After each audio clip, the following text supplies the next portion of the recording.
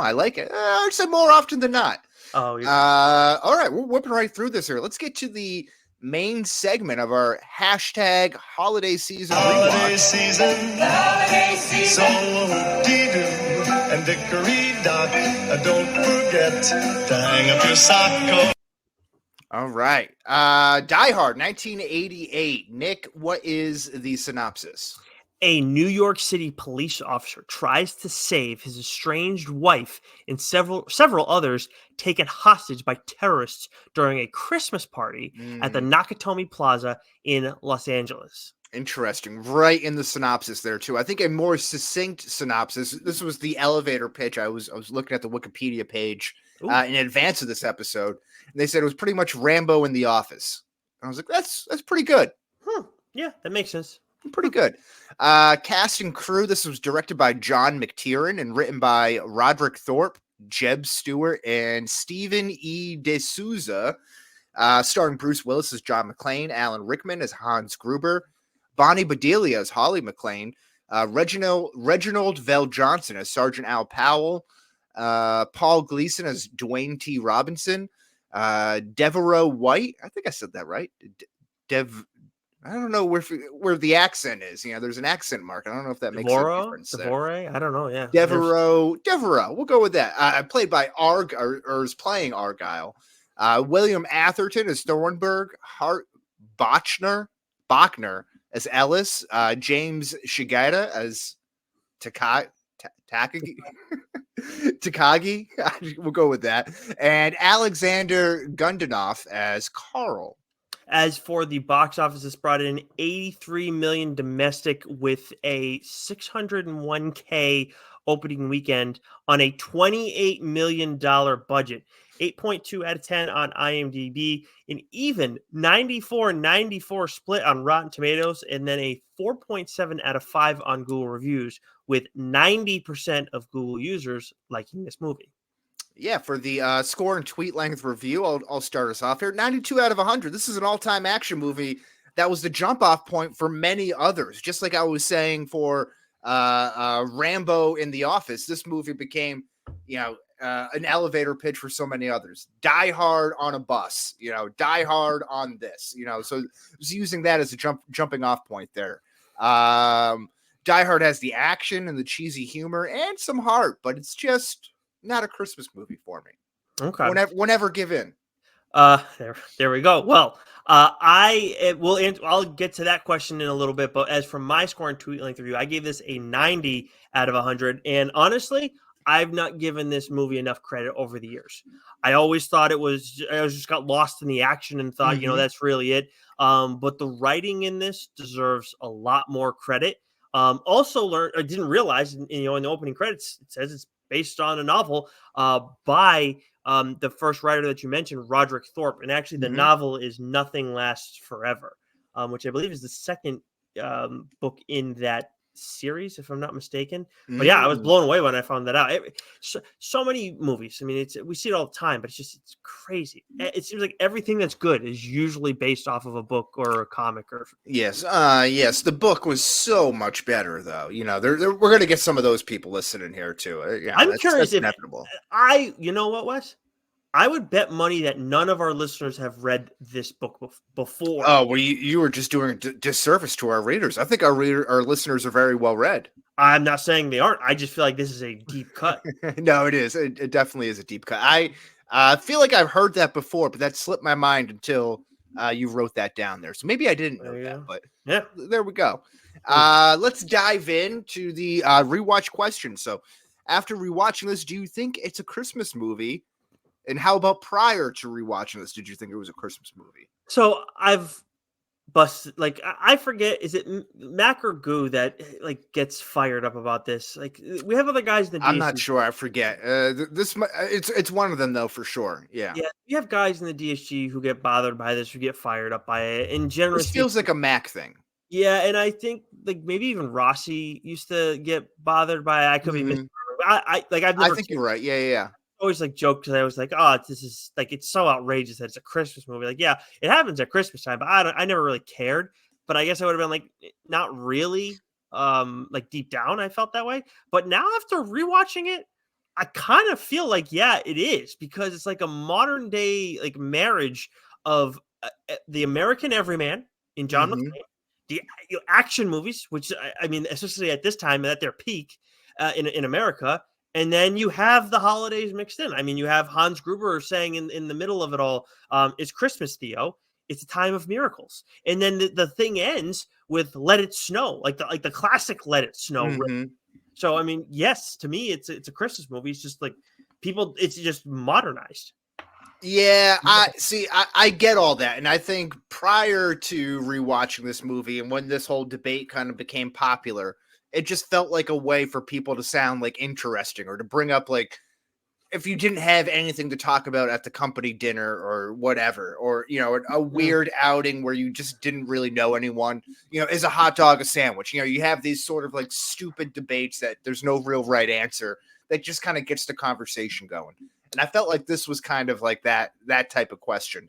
Because I didn't think it was a Christmas movie at all. And I'd seen this years ago as a kid, and then would catch different clips on, TNT, TBS, whatever, and never really went back to it. Kind of like you were saying, like I got the gist of it. It kind of gets lost in all the other movies. I actually like Die Hard with a Vengeance more, if we're being frank about it. That's my favorite of the Die Hard series. Number 3 for those keeping track at home. Okay. But after rewatching it, there is a lot of references to Christmas, Christmas in here. Right from the beginning, like you said, McClane's trying to get back to his family for Christmas. There's all these references. Now I got a machine gun, ho, ho, ho. You said it, let it snow, all this type of stuff, right? It's at a Christmas party at the Nakatomi, yeah. there. Yeah.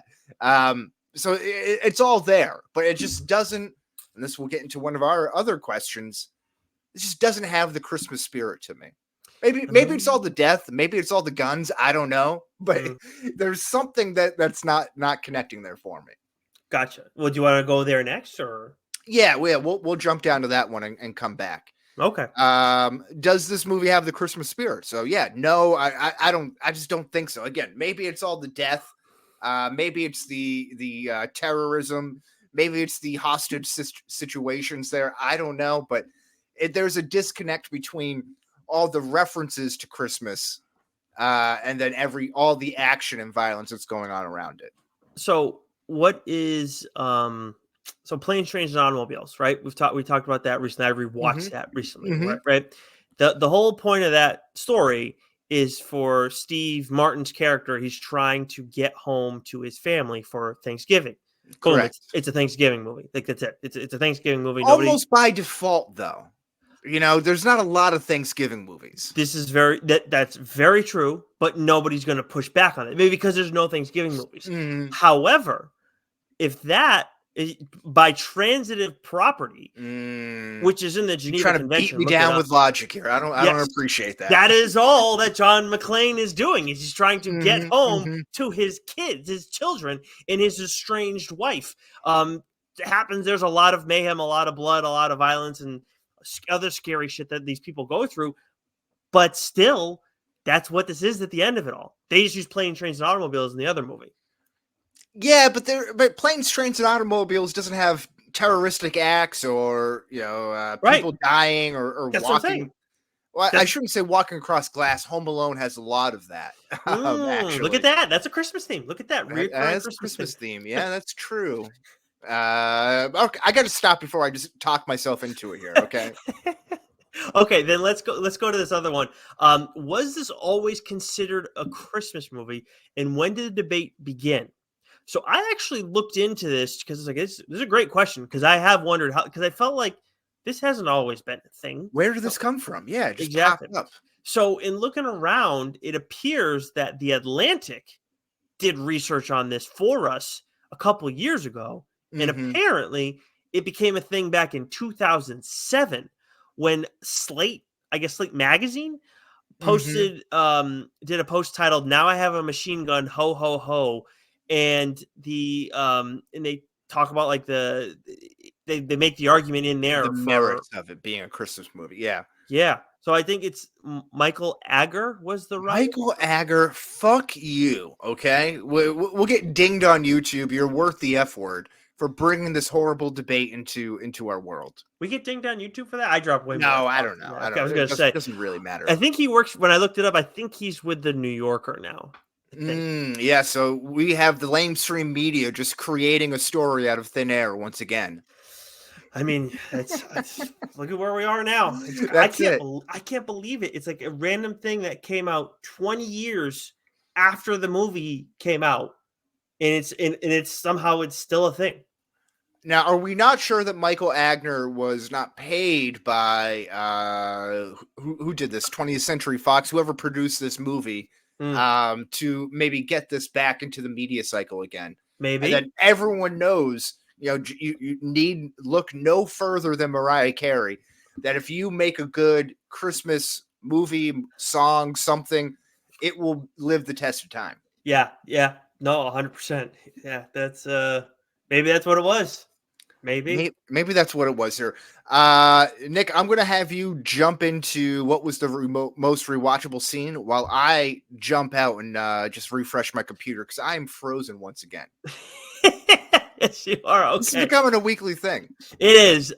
So for me, the most rewatchable scene. So just in general, like the action sequences in this are awesome. The fight with between John and Carl, obviously things kind of there's a lot of emotion in that fight. But for me, one of the things that was like so funny in all of it, I mean, like Hans has a lot of. One thing that I learned rewatching this was like how good the writing was. I mentioned it in the tweet length review, and I was kind of stunned by it. And in some ways that's the dialogue. In other ways, that's like how the character of Hans is written, which I'll get into later. But for most rewatchable scene, when Hans is requesting making the terrorist release over the walkie-talkies, and he's listing off these different people. Then his cohort gets thrown off because he mentions Asian Dawn, and he's like, Asian Dawn. And Hans goes, I read about them in Time magazine. And I'm just like, what the fuck? Like, to me, that chuckled. And obviously it all comes back later why he needed to do that kind of stuff. Again, that leans into the writing. But Wes, now that you're back, I mean, that for me is just a small, funny thing. I know in action movies, we're usually talking about action, and then comedy. Sure. More of this, but it was between this and then I think the fight scene with Carl, and then I do another scene that I really liked a lot too is when Alan Rickman, when Hans and John finally crossed paths for the first time. That was outstanding.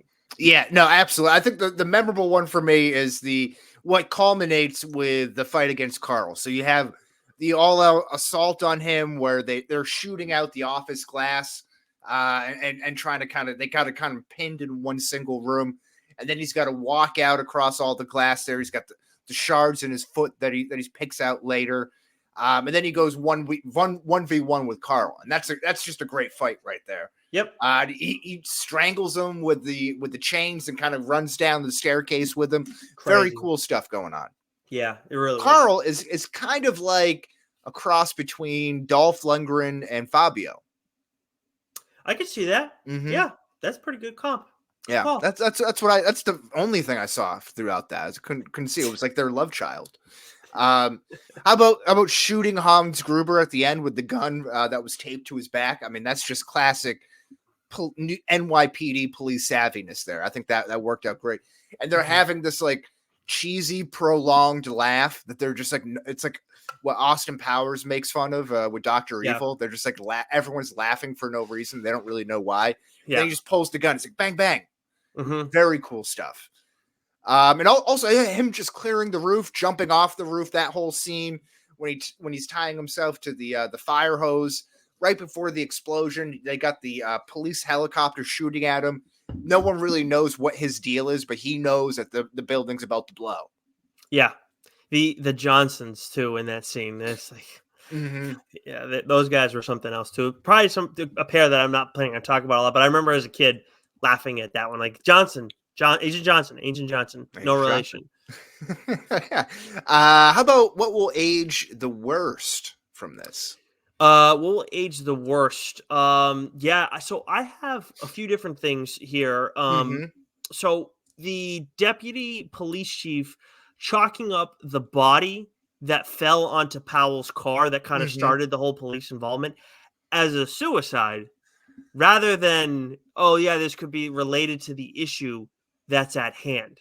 That's like, yeah, that's a what the pretty fuck? big oversight. Yeah, and again, I said earlier, like, that the writing is really impressive in this, but that's a pretty major flaw in the writing. And I get you're trying to like set the tone that this guy's a freaking terrible cop, but I don't know, that just feels like a little too, it's a little too dumb. Yeah, no, I agree here. Now, we don't have unanswerable questions, but is Reginald Val Johnson, is his character from Family Matters just get reassigned? Or did he get, we'd have to look at the timing of this, or did Sergeant Powell get reassigned to Chicago after this? Here's a Witness follow-up protection type of situation. Follow-up to that. Did his deputy chief Dwayne Robinson, did he get kicked off the force after this and then become a high school principal in Chicago after this because of what happened? Oh, interesting. Maybe they both get moved over there. Yeah, maybe. I like where your head's at. Where your head's at there. That's teamwork. Good stuff. Then also it's funny because it seemed like some of the bads, like there was like just a period of transition in the movie, and they had a couple bad things that happened all at once. So you have that what I just mentioned with the deputy police chief. Then shortly after that, we have both McClane and Hans on the walkie-talkies, and then they reveal their sides play. Pretty much. Like maybe Hans held back a little bit, but like John's trying to figure out what's going on. And then he's like, you guys are going to storm the building. It's like, okay, maybe Hans was going to figure that out himself, but don't just say it.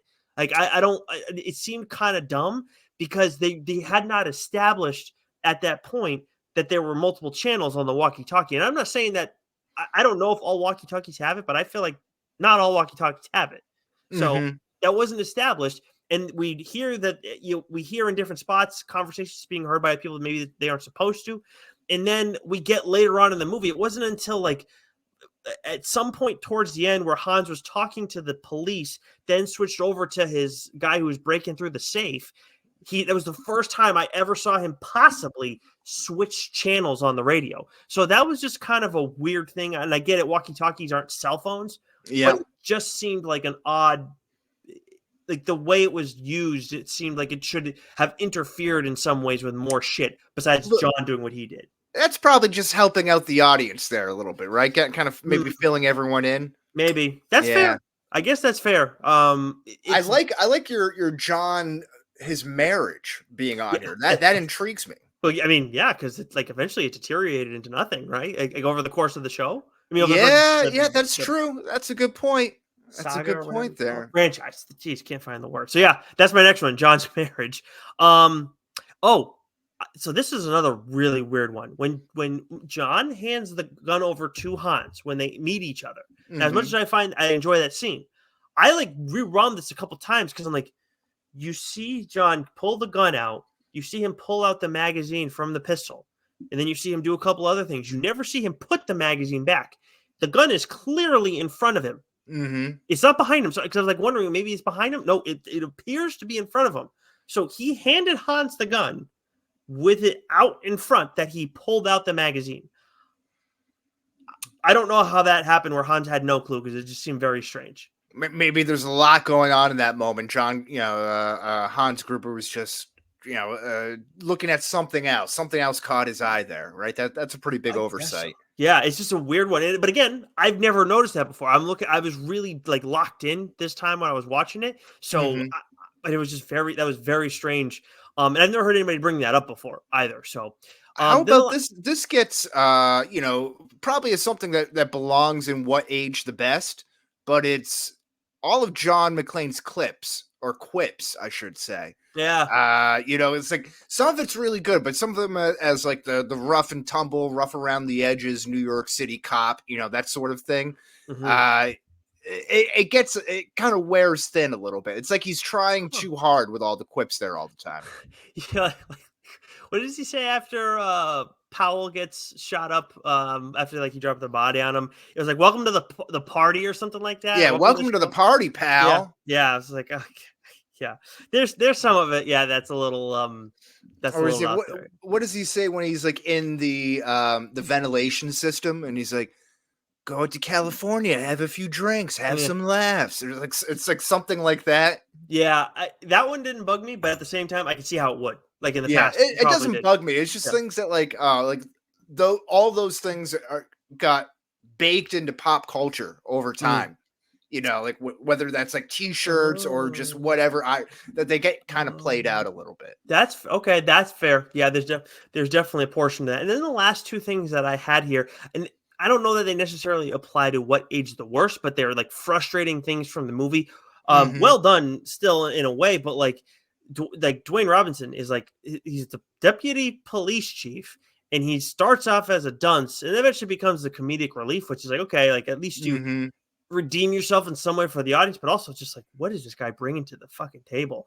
And then the other one is the journalist who like bullies the nanny into seeing the McLean kids. And I mean, Mhm. that's like from there's a lot wrong with that.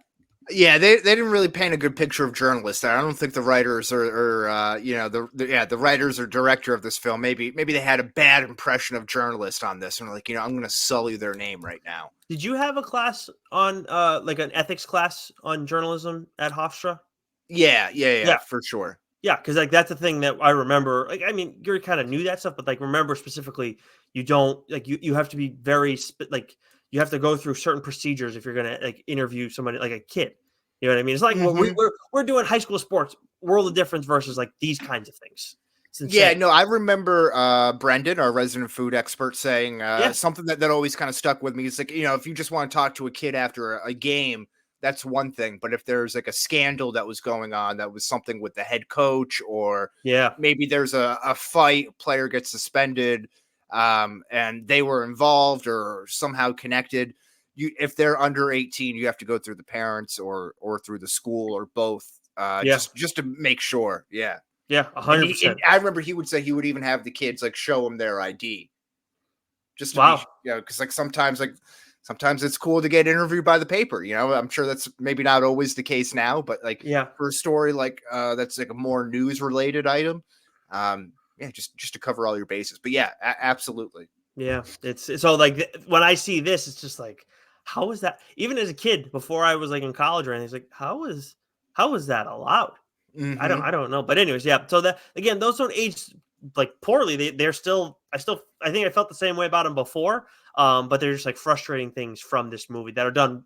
They should be frustrating. Yeah, I would say just to put a bow on what age the worst are the Christmas debate question. I know we've done it. We're kind of centering a whole episode kind of around it here, but that's kind of age the worst, right? I think that's fair to say. That's fair. Yeah. The fact it's taken on life it has is kind of bizarre. Who had the best performance by a side character? Let's see. Best performance by a side character is Officer Powell. It's not even to me. It's not even, I mean, but again, this is where we run into the question. He's a side character. He's not a bit character. He's a side character. So Argyle might be more of a big character, but I think where we haven't really divvied up that yet, that's going to be my choice here. Again, it's been so long since I've seen this movie in its entirety. When he's picking up John McClane from the airport and he's got the glasses on, he's holding the sign up, and there's like a pause right after he introduces himself to John McClane. I'm like, is this guy blind?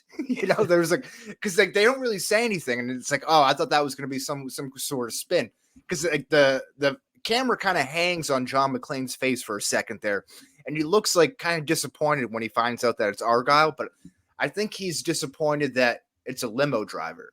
Mm-hmm. Yeah, it's like he kind of feels like out of place. But Argyle's great. I mean, he's someone who's just a straight shooter who kind of figures everything out. He's figures out John McClane very quickly. He knows like, oh, the marriage isn't going that well. Why he's going out there. He just kind of understands everything, right? But he's also oblivious to everything going on. He's just happy to be in a limo that has a tape deck, a phone, a TV, all that stuff in there, right? Yeah, not being a cab driver like he was before. Yeah, he Yeah, was. yeah, I'll yeah. tell you what, though. I mean, that's what you get for sitting in the front seat of a limo. But at the same time, I was like, God, this guy's like, he asking so many freaking questions. He's kind of getting annoying. Yeah. But he does that. He does that role well there. Mhm. How about who lost the movie? I mean, Ellis. There's no question in my mind. He's obviously he gets shot.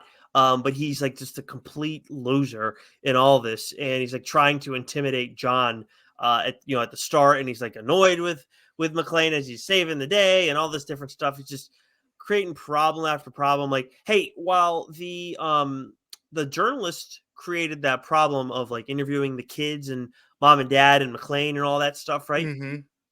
If Ellis didn't say anything, then then they don't. There's a lot of things that aren't known. They don't know. Like Hans doesn't say it over the radio. Even if somehow the journalist figured it out that it was John McClane in there, they wouldn't be able to connect those dots of the family and shit. So it's right. yeah. Fucking Ellis. He was the worst. I mean, and Deputy Chief Dwayne Robinson. Although he did have a good line when Hans died. He goes, "Oh, I hope that's not a hostage." Yeah. I thought that was really good. Yeah. Also, the name Dwayne Robinson. I just want to say Dwayne the Rock Johnson. Like that's too close for me for me not to see that. Yeah. Yeah. I think of David Robinson. Oh, there we go. The Admiral. Yeah. And then the last one for me. So Carl's brother, I believe, is named Tony. So Carl and Tony, their mother, because he lost two sons in this movie. That's true. That's tough. That's tough there. Yeah, and a couple of strapping young lads, those two there. Yeah, well, they're grass fed for sure. Yeah. I had anybody who turned down the role for John McClane here. So this is pretty interesting. This list of people who were offered. The role is this is from Wikipedia. Was offered to Sylvester Stallone, Richard Gere, Clint Eastwood, Harrison Ford, Burt Reynolds, Nick Nolte, Mel Gibson, Don Johnson, Paul Newman, James Caan, Al Pacino, Arnold Schwarzenegger, and then even Bruce Willis, who was only a TV star at that time. He was on a romantic comedy television series called Moonlighting. That's right. And he turned it down because of contractual obligations to the show. However, his co-star, Sybil Shepherd, was pregnant right as that happened. So she announced her pregnancy. The show had to go on an 11-week pause. That gave him enough time to do Die Hard. He took $5 million in what was one of his first roles, major roles acting on the big screen. Yeah. And that was like top flight, like highest paid best actors at that time. So it was a little controversial there. But also I think, things that might have aged the best that I missed was just actors turning TV actors getting a shot on the big screen. Yeah. That that's didn't really happen very often. That's a really, really good call, actually. Yeah, I didn't think about that. I do find that division strange. I mean, I understand if it's preferences and stuff like that, like just like some people just want to be in the theater, to each their own, but it's interesting. And to that end too, touchscreens. We see those early. Yeah. Did we just miss what aged the best? Did we just skip that over? We did. Yes. Yeah. Let's do that right now then. Yeah. Okay. Yeah, I was just riding the wave with you, like as usual. So, but anyways, touchscreens. We see that absolutely. Yeah, they've come a long way from when we just see. I actually forgot that was in this, where he's trying to find his wife's listing, and it's like, nope, it's touchscreen, and so that was a little odd. Then for me, a lot of what aged really well is centered around Rickman. He's not who I have for who won the movie, but his performance is outstanding. When I talk about the writing in this being so well done, his plan is perfect. The only problem is what's the saying that John is like the fly in the ointment or whatever the hell it is. Oh yeah. He just didn't account for a rogue, Rambo. And how can you account for something like that? Someone just to sneak out your he's the wild card. Yeah, you're attacking like a business full of people that none of them can have that kind of capability. So just his plan was perfect. Otherwise, he would have gotten away with it if it wasn't for those meddling kids. Yeah, and he's German, Hans Gruber. I believe so. Yeah. Yeah, because you don't really see a non-Nazi German bad guy. It's This is usually true. like, I guess they could be Eastern European. You could just say that, and that's kind of like the nondescript thing. But it's like Russia, it's China, it's Eastern European. Those things. But you don't really see too much, like, again, non-Nazi Germans in there. Yeah, But they're Eastern very German. meticulous. Yeah, Eastern German, and then he has his brother too, who is in Die Hard 3, right? Or is it 2? Mhm. I can't remember. Yeah, it's 3. Okay. And then another bit, this is like a small thing, but again, something that I hadn't really thought about again as a kid when I really first watched this. But another example of the good writing is when Hans is about to fall to his death. And obviously that shot has aged so well. It's just like this. Mhm. When you talk about iconic movie shots, I think Hans Gruber falling to his death is one of them. But what like how he's holding on to The Holly's watch or a bracelet, yeah. I thought it was the watch.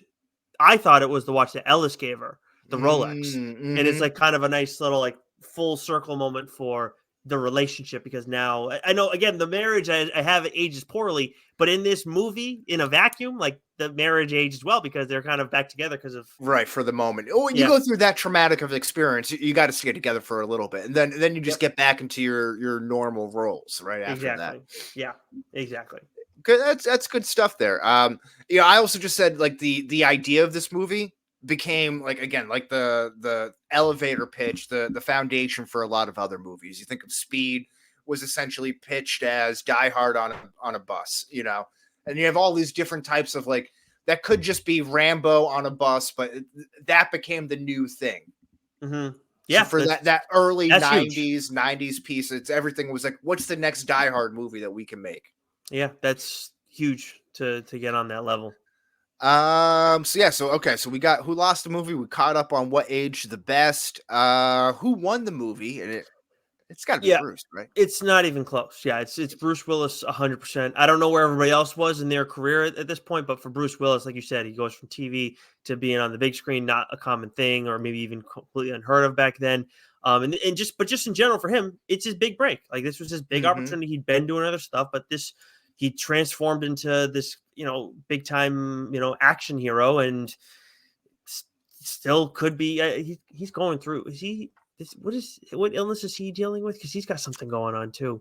I feel It's some sort of degenerative. It's not ALS, but it's something where like you're kind of like ALS, but for your mind. It's not like uh, dementia. I don't know. It's something like that. yeah. So it's language impairment. So that's why retired from acting. Okay, there we go. So yeah, But he's I dealing. believe he was one of the actors who signed off on his likeness being reused by whatever production company after he dies. Interesting. Wow. Okay. Hologram, AI, whatever the technology is. I think Bruce Willis is going to be with us forever. Okay. That's interesting. But wow. That's an interesting. That's a choice. Yeah, I would But say that's this kind of makes aged the worst if we're talking about this from that idea alone. I wouldn't want to do that yeah. Well, because you already have all your movies. yeah. I mean, he's set, but Well, I I just hope mean like to be remembered by. Like that's how you live eternally is through your Die Hard movies or for yeah. moonlighting or for whatever movie, Get Shorty or whatever. Yeah. Friends. Yeah. Friends. But Yeah. that is true though. I don't think many TV stars made that transition successfully. George Clooney was one of them. Oh, I didn't know George Clooney He was on one of- ER. Yeah, ER was his big break, Oh. and then he kind of What John Krasinski's kind of done it now. kind of. But it's when you play those iconic roles where your memory, like everyone on Friends, like Jennifer Aniston didn't really like. Everyone thought she was going to be the next big thing. So was Matthew Perry and Matt LeBlanc. Like they thought they were going to like really transcend and go up to the movie screen, and that didn't really pan out too much. Jennifer Aniston did. Kind of, but not. But she was like huge as Rachel on Friends, but never really got that big. She never really got anything close to that in the movies. Well, let me put it this It's kind way. of like ironic roles that she plays. It's funny. Lauren and I were talking about this recently. So like with like Matt LeBlanc, he's just Joey. Like I just see Matt LeBlanc as exactly. Joey. Chandler did have actually with Bruce Willis Yeah, the whole 9 yards. Whole 9 yards, which is Mhm. so he does have that. But other than that, like I agree with you. Jennifer Aniston's the one where it's like I actually don't think of Friends first when I think of Jennifer Aniston. With those other two, I do, and with most everybody else, with maybe the exception of Courtney Cox, Mhm. maybe her. Maybe, but what else did she do besides Scream? You know, like there's not. She was in Ace Ventura. I know that. Oh yeah, yeah, but you don't remember her for that role. You know what I mean? No, That's a Jim Carrey movie. You know, like no, but I think of know like her. Jason Alexander. Like no one from or Seinfeld really popped off. Hmm. I Ted will. Danson, you know, like he's always been a big Oh, TV star. you mean pop? Okay, I mean, I guess maybe we're having two different conversations here because like popping off and like becoming like a something like that transcends. Yeah, I think we're talking about like two different ways here because I think Jennifer Because Aniston you is can get Jennifer. work. Yeah, yeah. Yeah, Jennifer Aniston's a celebrity, you know, and yeah, she's huge, you know, but she's not doing like she's not more famous for her movies than she is for Friends. that's fair. But I still don't think of like where there's a significant difference between her and the rest of that cast. Even Yeah. if I think Courtney Cox is also on a slightly different level than the rest of that cast. Yeah, I But agree. I would say like the things like if you ask me what I know Jennifer Aniston from, it's in order, Friends, her celebrity and like pretty much breakup with Brad Pitt and like Angelina Jolie and that whole thing, and then mm, it's her movies. Like that's kind of what I think of her as like her biggest impact on American pop culture. I honestly got to say, when I think of Jennifer Aniston, Brad Pitt is a thing that comes up. Yeah, Yeah. I think of Bruce Almighty, We're the Millers, and Friends. Those are the ones probably for me. Yeah, Kids of Cruiser. the breakup's good. Yeah, I never saw the breakup, but that led to her. She dated Vince Vaughn for a while, right? Yeah, yeah. Yeah. So But yeah, it, but Bruce Willis did it in a way that I would agree is different than most.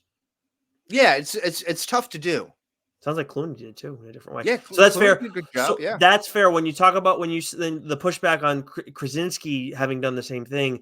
I think that's also fair. Where it's like, okay, but he's done things. He's done 13 nights and or what is it? 13 days. That was the war movie, and then he did what's Quiet the Place. silent Quiet Place? Yeah, yeah, Yeah, yeah. but I would say like Krasinski has become just John Krasinski. But I wouldn't like if I can see like how he's not on the same level as Bruce. If Jennifer Aniston's not on that same level, then he's not on that level. As Bruce Yeah, Willis. yeah, absolutely. I can see a difference. Yeah, for sure. So yeah, so I would say Bruce Willis. That's tough. That's tough to do once you get typecast like that. So yeah, Yeah, that's for damn. and then he's in the likes. He's going from like a romantic comedy sitcom on like syndicated TV to like being mentioned in the breath of again the Mel Gibsons from Lethal Weapons, the Sly Stallones from Rambo's, the Arnold Schwarzeneggers, like the big action stars. Like he's on the Mount Rushmore of them. So Yeah, that's huge. to the point where I feel like like I used to when Statham first came into the game, Mm-hmm. I used to confuse the two because I like can see that they're bald guys. Yeah, the badass bald guy is like, Mhm. oh, is this? So he's supposed to be like Bruce Willis, and is like in Statham? Is he he's Australian? English Australian. Yeah, he's something from a British colony. Yeah, okay. But either way, it's just like there's that too and all of it. So it's just funny. But anyways, All right. Anything else on Die Hard before we put a bow on it? should Put be it added under the to tree. everybody's Christmas rotation every single year. Oh, get out of here with that hogwash. But nonetheless, go watch it. Go give it a rewatch if you haven't seen it in a while. I gave it a 92. Nick gave it a 90. That's a CMM aggregate score of 91 there. Where did you watch this? I had to rent it on Amazon Prime. Did you? I did as well. Okay. Yes, I do not own this. So it's weird. So this is actually an argument against the Christmas movie label here, is that when HBO Max released all of its Christmas movies, and they have a lot of them on there, they only had Live Free or Die Hard from the Die Hard series. Oh, really? Mm-hmm. They have that on? Okay, that's interesting. Not in the Christmas section, but there was no Die Hard movie, but the only one from the series was like the most recent one with, is it Justin Long? Justin Long. Yeah. Okay. Actually, by the way, I think Die Hard is getting like a re-release in theaters right now too. Oh, really? I'm fairly certain that I saw like maybe the end of this week Well, see, now they're trying to go back and rewrite history here because this was a July, like middle of the summer blockbuster event.